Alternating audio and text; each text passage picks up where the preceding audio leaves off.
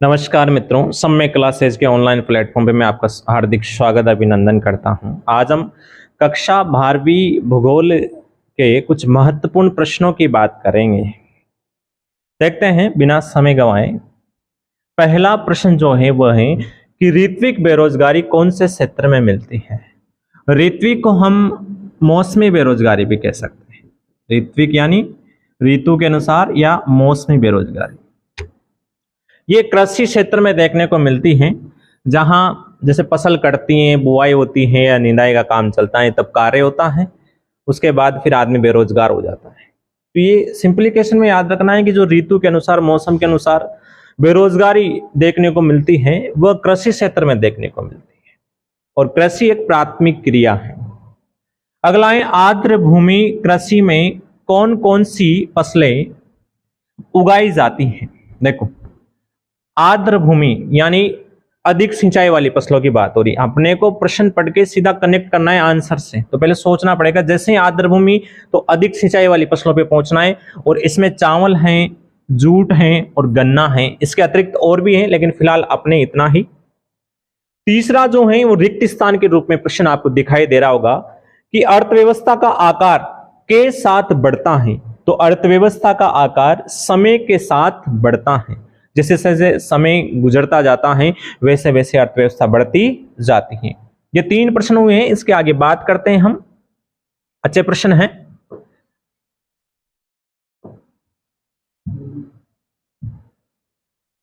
देखो, भारत में विश्व के कितने प्रतिशत चावल और गेहूं का उत्पादन होता है। इंडिया की बात कर रहा है, और विश्व में या विश्व के कितने प्रतिशत चावल और गेहूं का उत्पादन भारत करता है। तो यहां पर चावल की बात करें अपने एनसीईआरटी बुक के अनुसार तो 22.07% भारत विश्व का चावल उत्पादन करता है, और गेहूं की बात करें तो 12.8% भारत गेहूं का उत्पादन करता है। आंकड़ों से रिलेटेड प्रश्न है, ऐसा प्रश्न एक आज पूछ लिया जाता है, तो ध्यान रखना थोड़ा सा यहाँ पर चावल और गेहूं का, क्योंकि ये मुख्य अपने खाद्यान्न फसलें हैं। भारत में सर्वाधिक चावल, उसके बाद उत्तरी भारत की बात करें तो अपने यहाँ गेहूं हो जाएंगे। तो 22.07 तो चावल और 12.8% गेहूं भारत उत्पादित करता है। उपोष्ण कटिबंधीय, काफी आपने पढ़ा भी होगा क्लासरूम में, ऑफलाइन में प्रश्न पढ़ा होगा कि जो उपोष्ण कटिबंधीय क्षेत्र की एक प्रमुख फसल का नाम लिखिए। फसलें तो बहुत सारी हैं, लेकिन यहाँ पूछा है एक प्रमुख फसल, और ये चना बहुत पूछता है बोर्ड वाला। तो इसका आंसर हो जाएगा चना।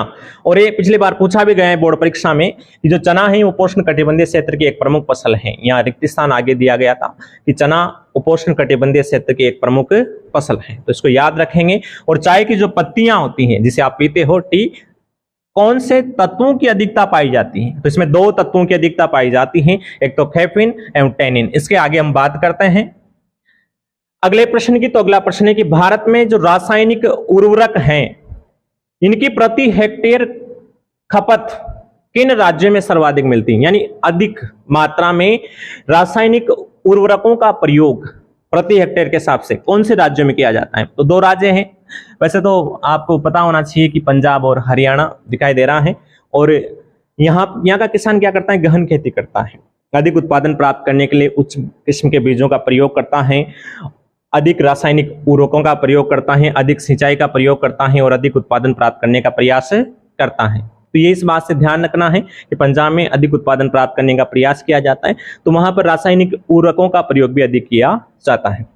अगला है जो मृदा परिच्छेदिकाएं परत होती हैं, उसमें जो जहरीले तत्व होते हैं वो किस कारण मिल जाते हैं, या उनका जो मिश्रण है उसका क्या कारण है। तो यहाँ पर जो कीटनाशक होते हैं, कीड़े वगैरह लग जाते हैं फसलों में, रोग लग जाता है, उसके लिए इनका छिड़काव किया जाता है। तो उनका जब अत्यधिक प्रयोग किया जाता है, एक लिमिट में अगर प्रयोग किया जाए तो कोई समस्या नहीं है, लेकिन अधिक प्रयोग कर लिया जाए तो फिर वहां पर मृदा परिच्छेदिका में जहरीले तत्वों का मिश्रण हो जाएगा। ये उल्टा भी पूछ सकता है कि अधिक कीटनाशक रसायनों के उपयोग करने से मृदा को क्या नुकसान होगा। इससे मृदा निम्नीकरण होता है, और इस जो मृदा परिच्छेदिका है उसमें जहरीले तत्वों का जमाव हो जाएगा। अगला है कि हरियाली परियोजना, बहुत अच्छा प्रश्न है। हरियाली परियोजना का याद रखेंगे इसको कि हरियाली परियोजना का संबंध किससे है, यानी ये किससे संबंधित है। तो जो हरियाली परियोजनाएं आपके वह जल संभर प्रबंधन से संबंधित हैं। जल संभर प्रबंधन है यहाँ पर ध्यान रखना। आगे बात करते हैं हम नेक्स्ट प्रश्न की।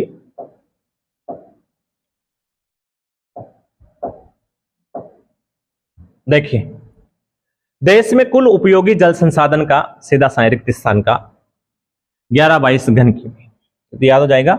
राजस्थान में, ये अच्छा प्रश्न है, राजस्थान में वर्षा जल संग्रहण ढांचे क्या कहलाते हैं? राजस्थान में वर्षा की कमी है। अगर आप राजस्थान बोर्ड की परीक्षा दे रहे हैं तो आपके लिए और इंपॉर्टेंट प्रश्न है और एनसीईआरटी में दिया हुआ है। कुंडिया टांका, जो वर्षा जल होता है उसका जो संग्रहण किया जाता है, उसे जो इकट्ठा किया जाता है उसको कहते हैं यहाँ कुंडिया टांका। SPCB पूरा नाम पूछा है इसका, राज्य प्रदूषण नियंत्रण बोर्ड, इंग्लिश में भी याद रखेगा, state pollution control board, SPCB। इसी से रिलेटेड है, सी कर दीजिए यहां पर, तो सी से सेंट्रल हो जाएगा, यानी केंद्रीय प्रदूषण नियंत्रण बोर्ड। आगे बात करते हैं। देखिए,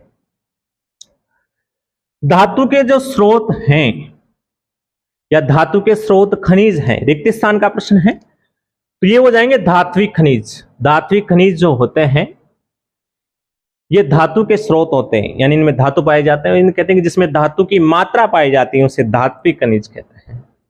कार्बनिक उत्पत्ति के होते हैं, कौन से खनिज कार्बनिक? तो अधात्विक जो खनिज होते हैं, अधात्विक खनिज कार्बनिक उत्पत्ति के होते हैं। और उसके अलावा बात करते हैं खनिज पट्टी, आपके सामने दिखाई दे रही होगी, इसको है तो 4 टोटल, एक ही क्यों ली गई है यहाँ पर इंपॉर्टेंट प्रश्नों में? क्योंकि देखो, अगर आप राजस्थान से बोर्ड परीक्षा दे रहे हो तो उत्तर पश्चिमी जो प्रदेश है इसका संबंध राजस्थान से पूछ लिया जाए, तो इसलिए इंपॉर्टेंट है। सबसे पहले जब इसकी बात करेंगे उत्तर पश्चिमी खनिज पट्टी की, तो आपको सबसे पहले इसका विस्तार याद रखना है, या इस कहां तक विस्तृत है, कहां से कहां तक? तो देखिए, ये राजस्थान राज्य में जो अरावली पर्वत श्रेणी है और गुजरात राज्य के कुछ भागों पर विस्तृत है। राजस्थान राज्य में अरावली पर्वत श्रेणी और गुजरात राज्य के जो कुछ भाग हैं वहां तक आपकी उत्तर पश्चिमी खनिज पट्टी फैली हुई है या विस्तृत है।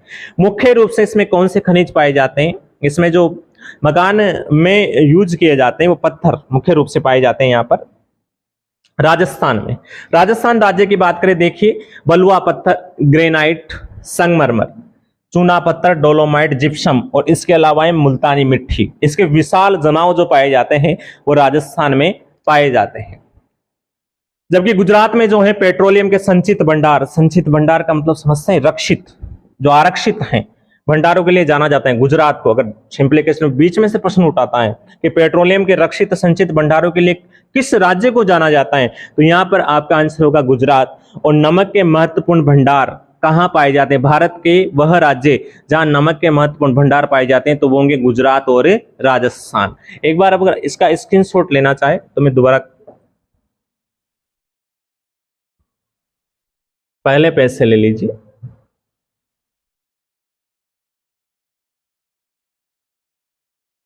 दूसरा, तीसरा ब्लैंक है,